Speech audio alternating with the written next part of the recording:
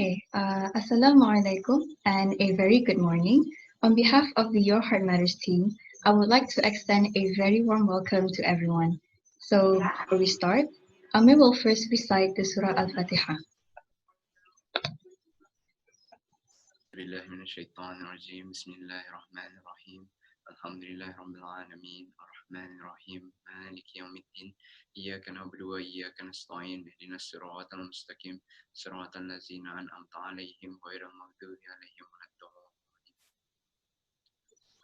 Thank you, Amir. So, firstly, I would like to introduce our team members.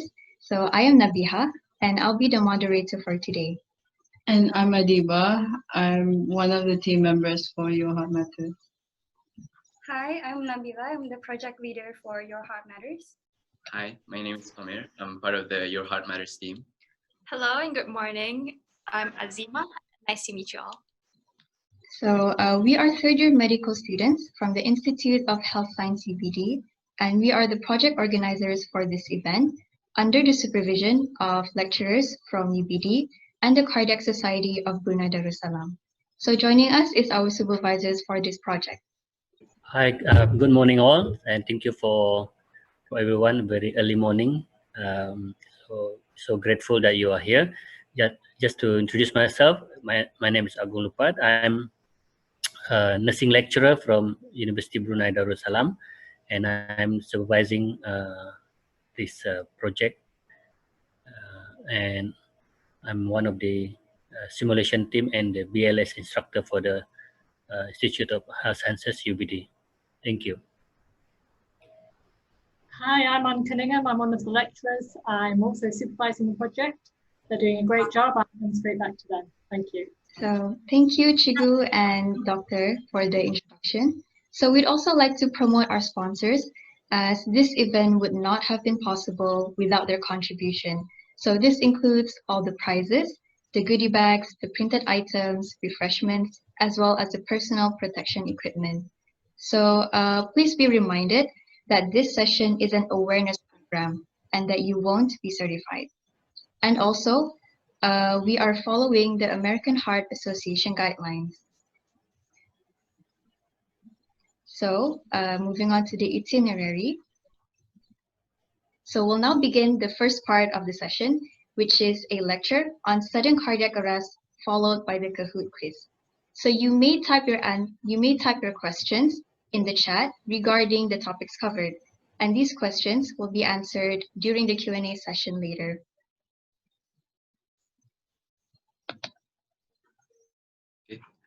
Assalamualaikum and good morning to everyone. So my name is Amir and I'm part of the Your Heart Matters team. So today I'm going to present about sudden cardiac arrest or jantung terhenti mengejut. Okay, so here are the contents of my presentation, which I will be talking about. Okay, so firstly, function of the heart. The heart is roughly positioned at the center of your chest and slightly to the left, so around this area. And it's the muscle at the center of your circulation system. And what it means is that it helps to pump blood to the rest of the body. And inside this blood, it sends oxygen and nutrients, which is needed by your body. And it also helps to remove waste products like carbon dioxide, which might be harmful if it's not removed. And on the animation on the right, it shows the circulation system of the heart, which shows how the heart helps to pump blood throughout the whole body. And on the animation on the left, it shows the electrical system of the heart. And it's important to note that the heart has two systems, which is the circulation system, which is the heart pumping blood to the body, and also the electrical system, which itself helps in the action of the pumping of the heart. And if there's something wrong with the electrical system, or if it's not working normally, then it could lead to sudden cardiac arrest. So going back to the topic, what is sudden cardiac arrest or jantung terhenti mengejut? So sudden cardiac arrest is when the heart stops working unexpectedly. And as I've mentioned, it's because of the problem in the electrical system of the heart. And because of this problem, it could cause irregular heartbeat, which if the heart is not working normally, the heart cannot pump blood to other organs and throughout the body, and this could cause damage to organs and even death. So just to clarify again, sudden cardiac arrest is a problem with the electrical system of the heart. Okay, so what exactly happens during sudden cardiac arrest or jantung terhenti mengejut? What are the symptoms? How do you know if someone is having a sudden cardiac arrest? So the first symptoms is the person collapses and become unresponsive within seconds of sudden cardiac arrest happening. And the second symptom is the victim is not breathing or is only gasping. And it's important to note that gasping or snoring is not the same as breathing, because people tend to mistaken gasping or snoring for breathing. And finally, if the victim does not receive any treatment, death may occur within minutes of sudden cardiac arrest happening. And just to clarify again, because this is really important so that you know if the person actually has sudden cardiac arrest. So the first symptom is the person collapses and become unresponsive within seconds. So the person itu pengsan and tidak sadarkan diri. And the second symptom is the victim is not breathing. The victim atau indah bernafas. So I hope everyone will remember this because this part is very important in particular. So sudden cardiac arrest atau jantung terhenti mengejut can happen to anyone, can happen anywhere and anytime. It could happen to your loved ones, it could happen to your family, it could happen to your friends, or even strangers. And it could happen at home, it could happen at work, and even when you're hiking, for example. But it's important to note that sudden cardiac arrest causes actually varies and often not known. However, the most common cause for sudden cardiac arrest is heart problem, like heart attack. And other causes for sudden cardiac arrest is accident, choking, breathing problem, drowning, electrocution, and allergic reaction. So, sudden cardiac arrest and heart attack, are they actually the same or are they different? Well, they are actually different. So going back to sudden cardiac arrest first, just to recap. So sudden cardiac arrest is an electrical problem to the heart, which causes the heart to not function normally. And what to do during a sudden cardiac arrest is you call 991 and then you perform CPR. And if there's an AED or automated external defibrillator, then you will try to use it. And then going to heart attack is not the same as sudden cardiac arrest. Heart attack is a circulation problem which is caused by a blockage in the blood vessels or the blood flow. So sudden cardiac arrest is an electrical problem and heart attack is a circulation problem caused by a blockage. And the symptom for sudden cardiac arrest and heart attack is also different. So just to recap again, sudden cardiac arrest symptom is the victim collapses and becomes unconscious, and the victim is not breathing. While for heart attack, the symptom is the victim might feel chest discomfort or pain, they have shortness of breath, they have cold sweats, and they have nausea or vomiting. And what to do during a heart attack is also different, where for heart attack, you call 991 because every minute matters. And for heart attack, you do not need to do CPR. So what is the link between the two then? Like, what are the similarities, or what do they have anything in common? Well, so most heart attack do not cause sudden cardiac arrest. But when sudden cardiac arrest occur, heart attack is usually the most common cause. I know it might be a bit confusing, but just to clarify again, usually when heart attack occurs, it does not lead to sudden cardiac arrest. But if sudden cardiac arrest does occur, the most common cause is usually heart problems like heart attack. Okay. So there was actually a research done on sudden cardiac arrest victim in Brunei Darussalam. And it was found that the survival rate for the sudden cardiac arrest victim in Brunei is very low. Okay. And in the study itself, there was a finding where it shows that most sudden cardiac arrest actually happens at home. Around 55% happens at home. And how does this relate to the low survival rate is that it was found that the 1-year survival rate for out of hospital, which includes the survival rate at home, is 0%. So no one survived having sudden cardiac arrest outside of hospital. And this is very, very concerning for us, which leads to our initiative as Your Heart Matters team, would want you, the public, and especially the working population, to be aware of sudden cardiac arrest and to know what to do so that you can make a change and save a life. So, who are at risk of getting a sudden cardiac arrest? Here are the non-modifiable risk factors, or the factors that you can't change.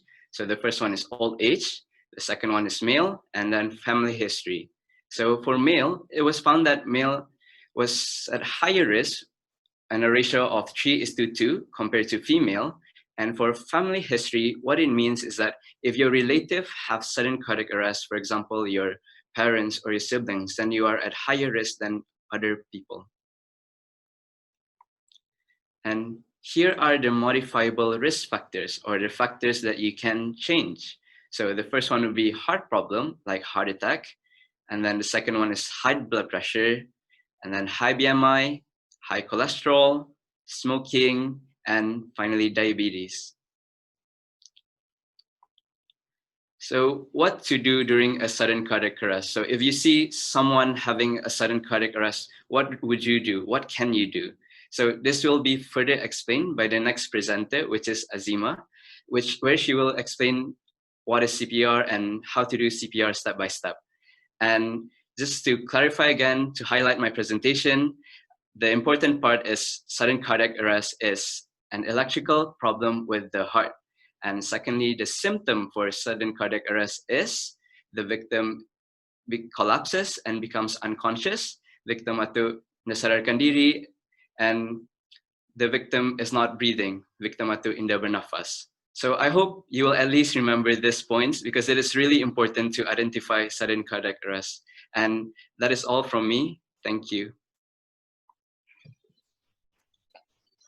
Okay. Thank you, Amir, for the interesting presentation. So we will now continue with the next lecture, which is on the theory of CPR. And there'll be another Kahoot quiz, so there is still hope for winning a prize. So as before, you may type any questions in the chat regarding the topics covered, and these questions will be answered during the Q&A session later. Okay, so Assalamualaikum and hello. I am Azima, a founding member of the Your Heart Matters team.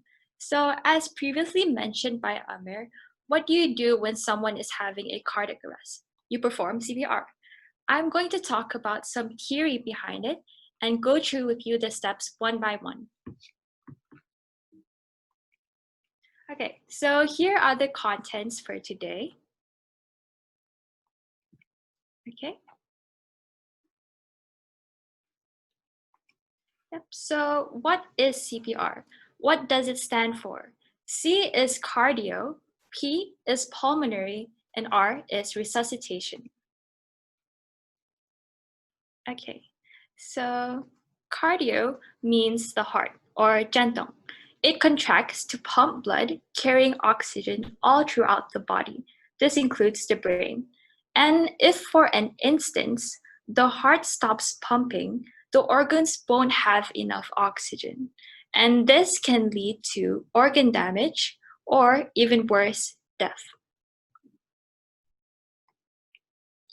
Pulmonary means the lungs, or paru-paru. You use it to breathe. When you inhale, it will fill with oxygen, and this is important for your organs to function. They need a continuous supply of oxygen.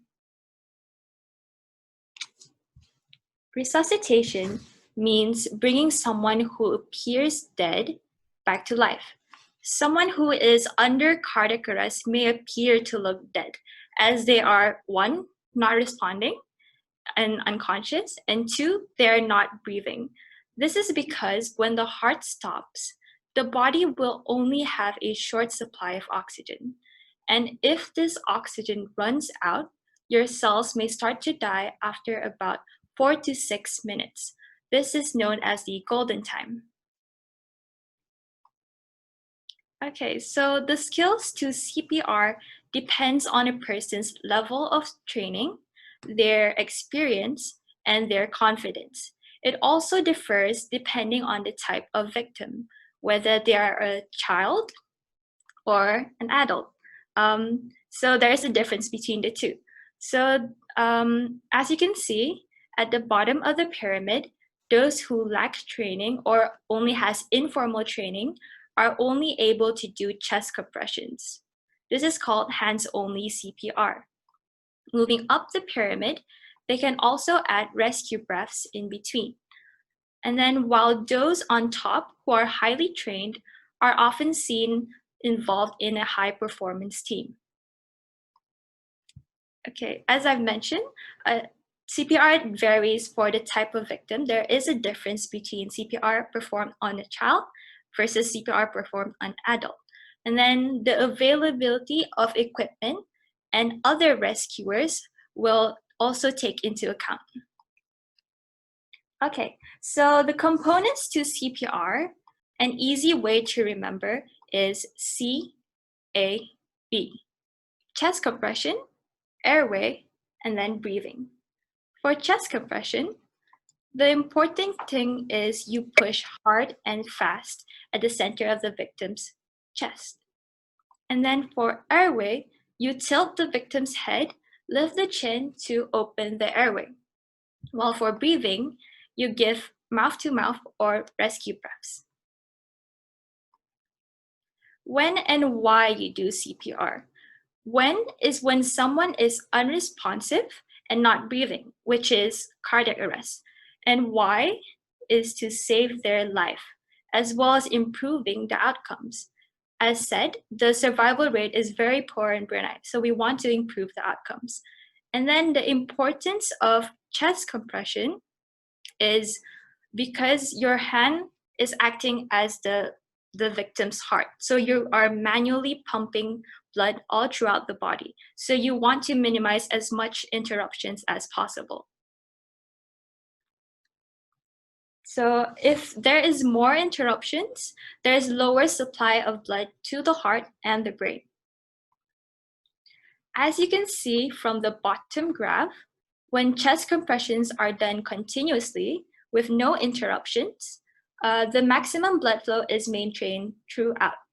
This is what we want to achieve. Whereas the top graph shows chest compressions with many interruptions.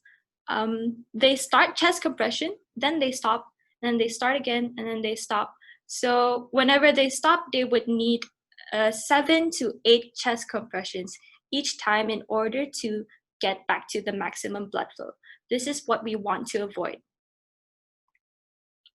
Okay, so there's a star here. So this is very important. You might want to take note of this or take a screenshot. So here are the steps on how to do CPR. Number 1, verify the scene. 2, check for response. 3, call for help. 4, check for breathing. So the reason why you check for response is, if you can recall, someone having a cardiac arrest is not breathing or is only gasping. So you want to make sure this. So you want to make sure they're having a cardiac arrest before you actually continue doing CPR. And then number 4 is also you check for their breathing. If they're not breathing, then they're having a cardiac arrest. Then you can continue doing chest compressions. Okay, so number 5 is call 991 and get someone to take the AED. 6 is do 30 chest compressions. 7 is do 2 rescue breaths. So this is optional in different situations, which I will explain later on. And then 8 is you repeat 30 chest compressions or repeat 30 chest compressions, then 2 breaths until the ambulance arrives. Okay, so now I'm going to show you a video on how to do CPR.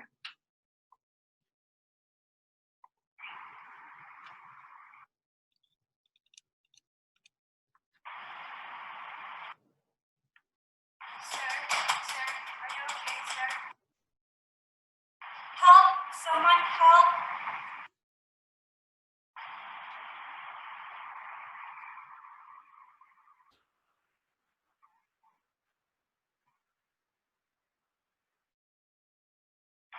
Call 911, get me the AED.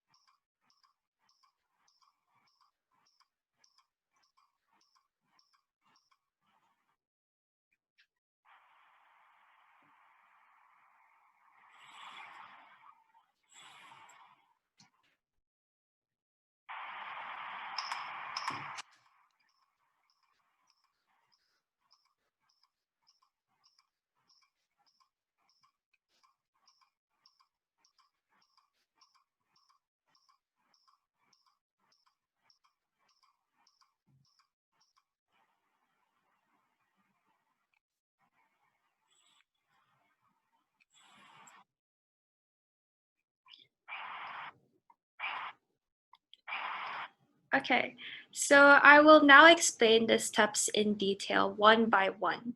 So firstly, you verify the scene. You have to check your surroundings for any danger towards you, the victim, and others. So in order to do that, you check around for any possible harm because you don't want any more casualties. Okay, once again, just check your surroundings for any danger towards you, the victim, and others around you. Okay. So next is to check for response. So to do that, you tap the victim's shoulders and ask if they're okay, as so. Are you all right? Are you all right? Once more. Are you all right? Are you all right? Okay, so if the victim is unresponsive, meaning they don't move, speak, blink, or otherwise react, then shout for nearby help. Someone help! Again. Someone help! Okay. So next you check for breathing. So in order to do that, you look at the victim's chest for any movement. You have to look at it for at least 5 seconds, but not more than 10 because you don't want to waste more time. So it helps to count out loud.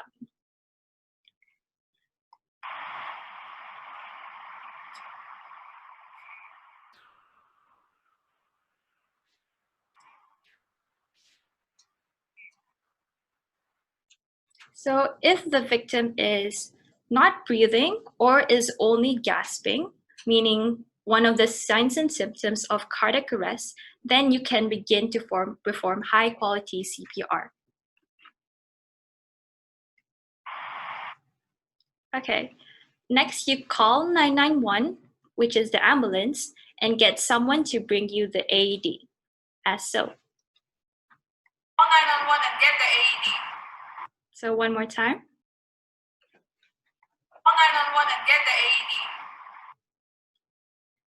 All right, so now you do 30 chest compressions. So this step is the bulk of it. Firstly, position yourself at the victim's side, any side, right or left, and then make sure they are lying on a face up on a firm, flat surface. So now is the chest compression. So to do that, you have to place the heel of the hand on the center of the chest, interlace your fingers, and push hard and fast. And make sure your elbows are straight. So heel of the hand, which is this area here, and then you put it on the center of the chest, and then you interlace your fingers, then you push hard and fast, and then make sure your elbows are straight, as the video shows.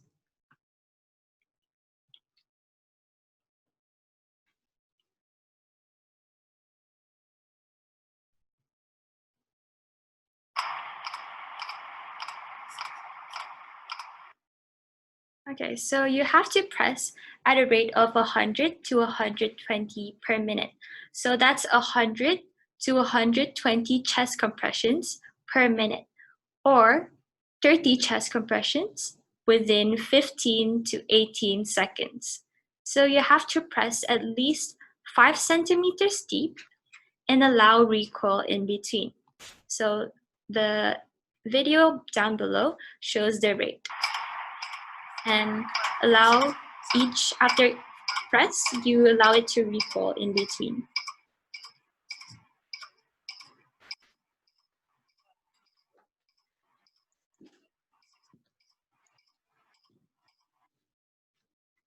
Okay, so just take note of the rate once I play the video once more.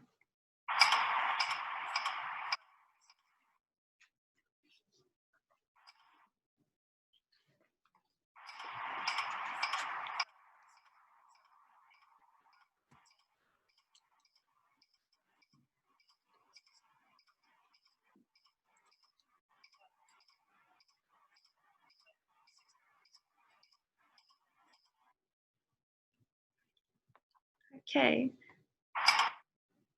So this step is optional, as mentioned, especially now because of COVID. There is a fear of getting it yourself. So it is not advised, but if you know they are safe, such as a family member or someone you know who is safe, then you can feel free to do so.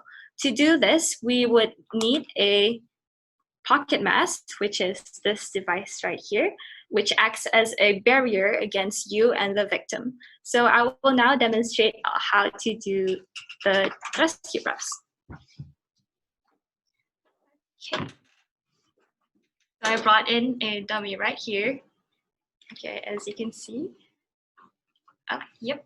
So this is a pocket mask, and then the way you use it is you use the bridge of the nose as a guide to put, and then use this hand to make like a C. Make a C right here. Let me use that. Okay. And then you use the remaining 3 fingers to seal it against the victim's face. So make sure there's no air escaping. And then you pinch the bony part of the jaw, and lift the head, tilt it, so that to open the airways. Okay, so once more, use the bridge of the nose as a guide, and then make a C, and then use the remaining 3 fingers to seal it, and then pinch the bony part of the jaw with the pocket mask, and then lift the head so as to open the airways. And then you give 1 breath, and then see the chest rise, and then give another, and then see the chest rise. Okay, so here's a video on how to do it.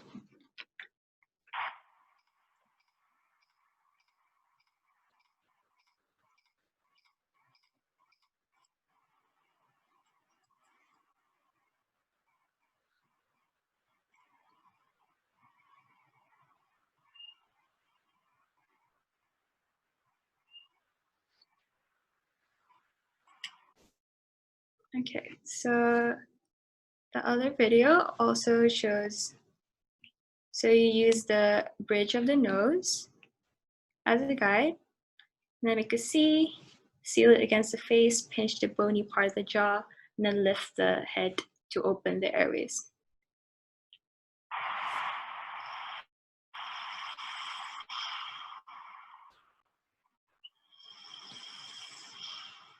One more time.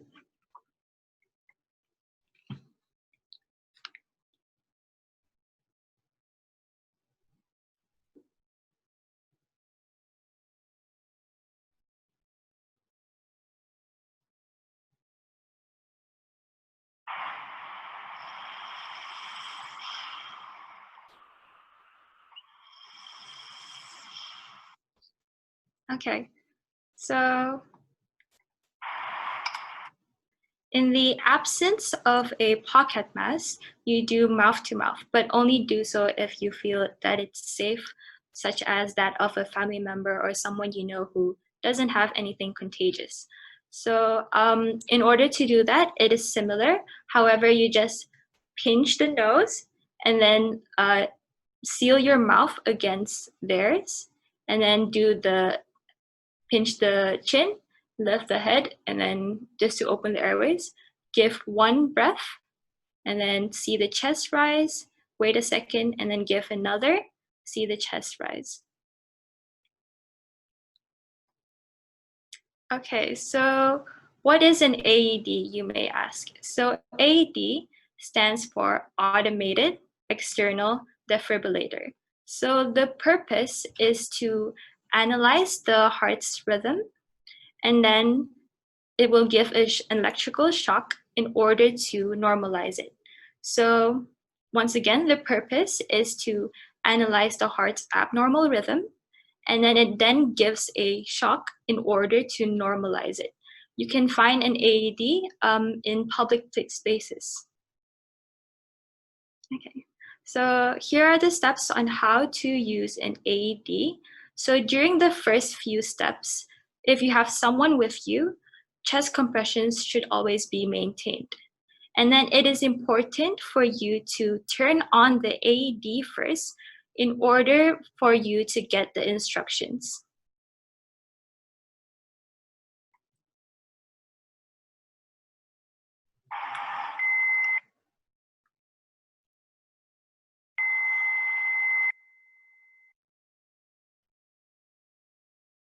Apply pads to patient's bare chest. Plug in pads connector next to flashing light. Okay, so the placement of the pads is always below the right shoulder and then below the left nipple.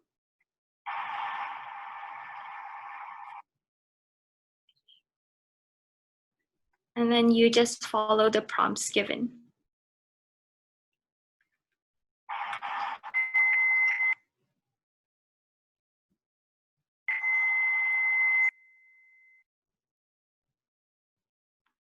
Apply pads to patient's bare chest. Plug in pads connector next to flashing light.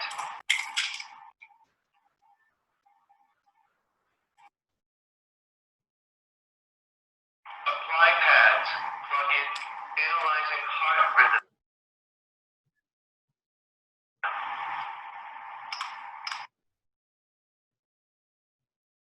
Do not touch the patient. Everybody stay clear. Shock advised.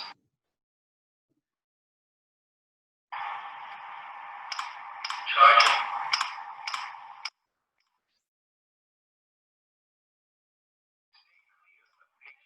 Stay clear.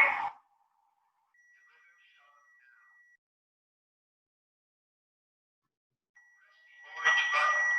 Shock delivered.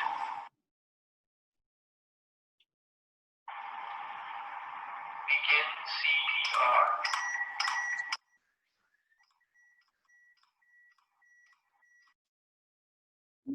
Okay, so I will play the video once more.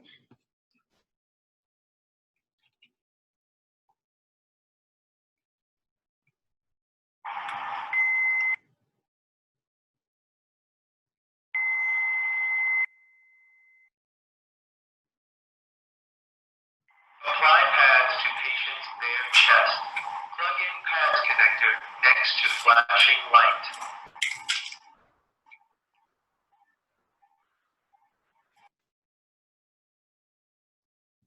Apply pads. Plug in analyzing heart rhythm.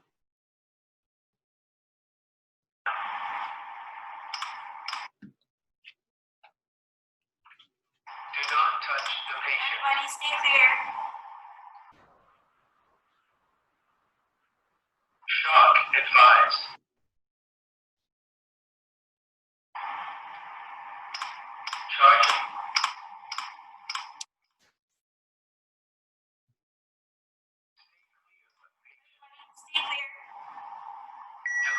shock now. Press the orange button. Shock delivered.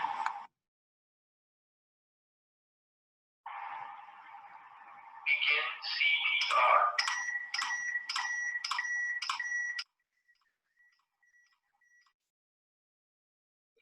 Okay, so the next slide shows where can you get certified. So Institute of Health Science UBD offers a full BLS course with both in-depth theory and practical. So for further inquiries, you can email to cprtraining.ihs@ubd.edu.bn.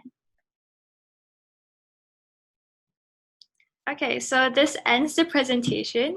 For more info, follow us on Instagram at yourheartmatters.bn or email us at yourheartmatters.bn@gmail.com. Thank you. Okay, so just to answer some questions while you're doing the post questionnaire. So the first question we got was, does it mean that we need to keep pressing the chest or do CPR until rescue arrive? So the answer is yes. You need to continue doing chest compression until rescue arrive.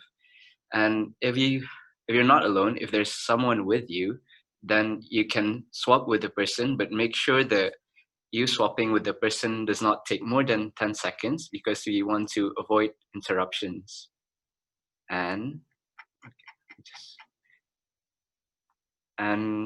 just to clarify again, if you are alone with the victim and you are doing the chest compression, however you're tired or you can't do any more of the CPR or chest compression, then it is fine for you to stop, because no matter how hard you're trying to do the CPR, you wouldn't be providing a high quality CPR, which is deep enough and fast enough for the victim. So it's better for you to just stop performing CPR if there's no other person and if you're tired and if you can't get any help. So the second question is, what is AED? I think Azima explained about that in the second presentation. So AED is automated external defibrillator. And what it does is it analyzes the heart rhythm and gives a shock if it's needed. And it is to help to normalize the heart rhythm. So that is what's AED. Okay, so the third question was, is the middle of the chest is what people call as the ulu hati. So the placement of the hand is actually on the lower half of the sternum. You want to show? Okay. So it's lower okay. half of the breastbone, Yeah. sorry.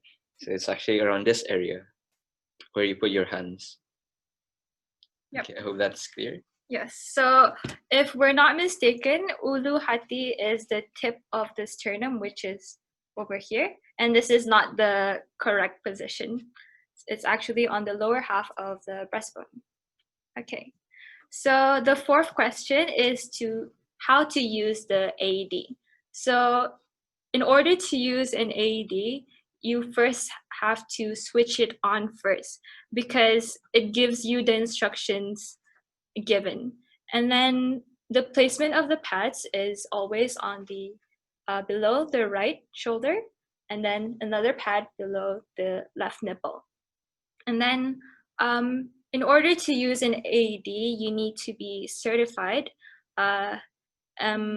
So just give it to the person who asked for it in the first place, because it is likely for them to know how to use the AED.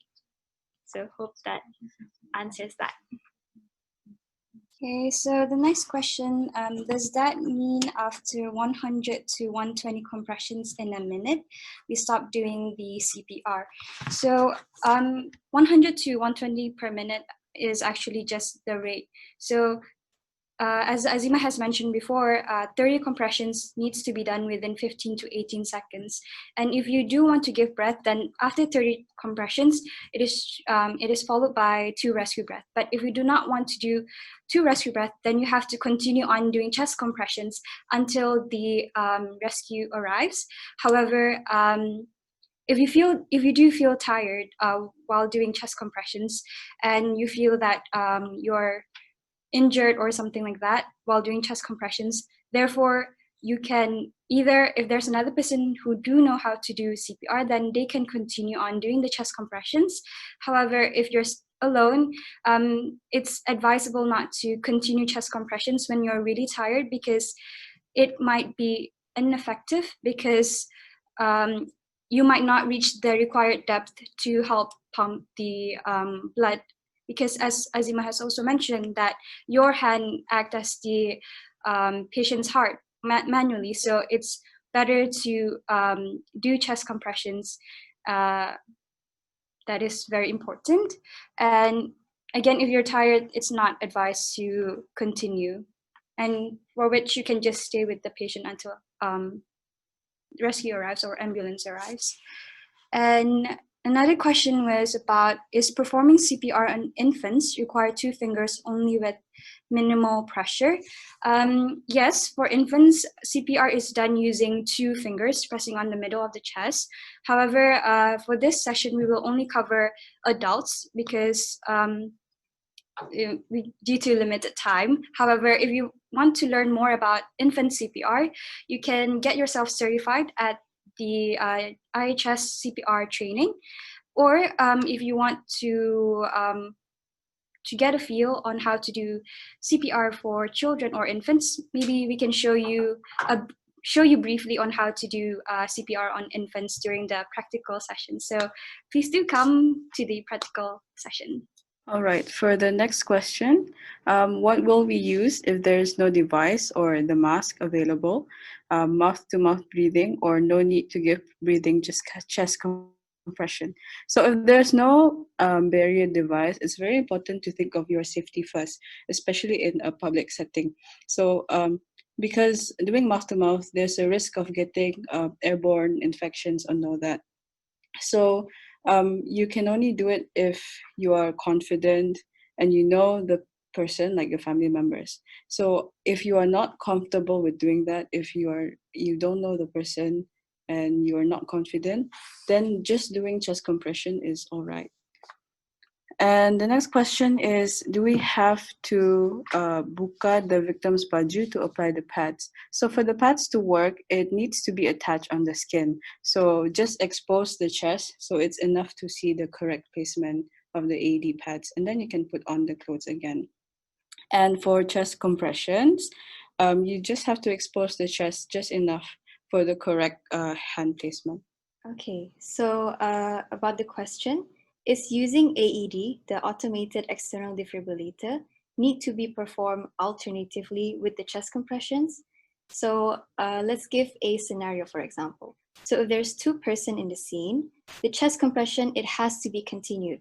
So the person doing the chest compressions needs to keep on doing the chest compression in order to make sure that blood is being supplied throughout the body.